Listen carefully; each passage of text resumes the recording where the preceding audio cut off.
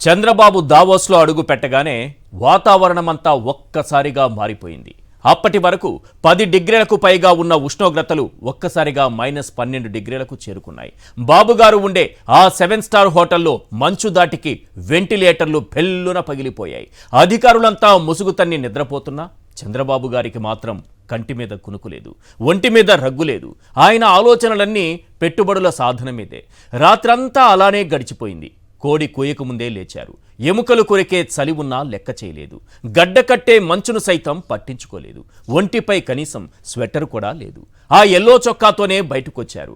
నేరుగా world economic forum సదస్సులోని AP స్టాల్కు చేరుకున్నారు. వెంటనే పారిశ్రామికవేత్తలకు ఫోన్లు చేయటం మొదలుపెట్టారు.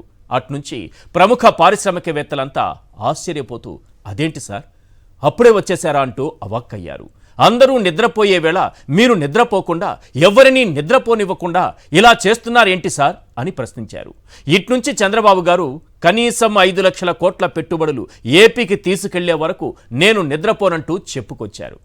అది మ్యాటర్.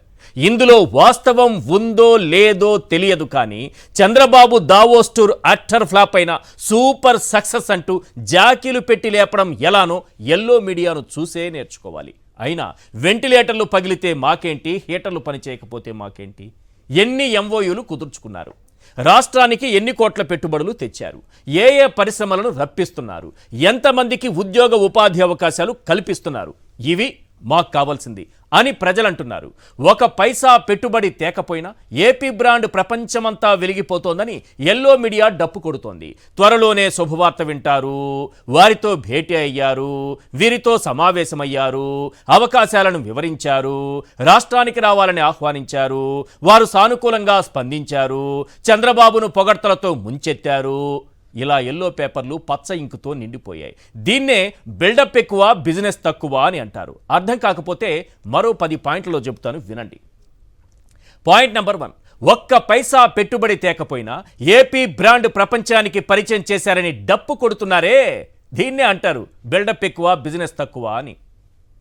పాయింట్ నెంబర్ 2, పావలా పెట్టుబడి సాధించలేకపోయినా వెంటిలేటర్లు పగిలే చలిలో బాబు కష్టపడ్డారని భజన చేస్తున్నారే, దీన్నే అంటారు బిల్డప్ ఎక్కువ బిజినెస్ తక్కువ అని.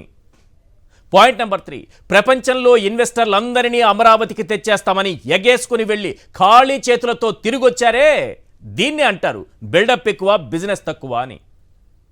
పాయింట్ నెంబర్ 4, బాబు లోకేష్ తెచ్చింది 0 అయినా ఎల్లో మీడియాలో త్వరలోనే శుభవార్త అంటూ రాతలు రాస్తున్నారే, దీన్నే అంటారు బిల్డప్ ఎక్కువ బిజినెస్ తక్కువ అని. పాయింట్ నెంబర్ 5, పైసా పెట్టుబడి రాకున్నా పుట్టినరోజు నాడు గడ్డ కట్టే చలిలో లోకేష్ వాకింగ్ చేశారని జాకీలు పెట్టి లేపారే, దీన్నే అంటారు బిల్డప్ ఎక్కువ బిజినెస్ తక్కువ అని. పాయింట్ నెంబర్ 6, సదస్సు పూర్తయి ఇన్వెస్టర్లు వెళ్ళిపోయాక కూడా పెట్టుబడుల కోసం లోకేష్ దావోస్లోనే వెయిట్ చేశారే, దీన్నే అంటారు బిల్డప్ ఎక్కువ బిజినెస్ తక్కువ అని. పాయింట్ నెంబర్ 7, మహారాష్ట్ర తెలంగాణ లక్షల కోట్ల పెట్టుబడులు సాధిస్తే పైసా పెట్టుబడి తేకుండా ఏపీ పరువు తీశారే, దీన్నే అంటారు బిల్డప్ ఎక్కువ బిజినెస్ తక్కువ అని. పాయింట్ నెంబర్ 8, పరిశ్రమలు తెస్తామని ప్రచారం చేసి కక్ష సాధింపులతో పారిశ్రామికవేత్తలను తరిమి కొడుతున్నారే, దీన్నే అంటారు బిల్డప్ ఎక్కువ బిజినెస్ తక్కువ అని. పాయింట్ నెంబర్ 9, 80 కోట్లు ఖర్చు చేసి పైసా పెట్టుబడి తీసుకురాలేకపోయినా బాబు మొహం చెల్లక ఢిల్లీలోనే ఉండిపోయారే, దీన్నే అంటారు బిల్డప్ ఎక్కువ బిజినెస్ తక్కువ అని. పాయింట్ నెంబర్ 10, కేంద్ర బడ్జెట్ కసరత్తు పూర్తయ్యాక ఢిల్లీలో కేంద్ర మంత్రులతో ఫోటోలకు బాబు ఫోజులిస్తున్నారే, దీన్నే అంటారు బిల్డప్ ఎక్కువ బిజినెస్ తక్కువ అని.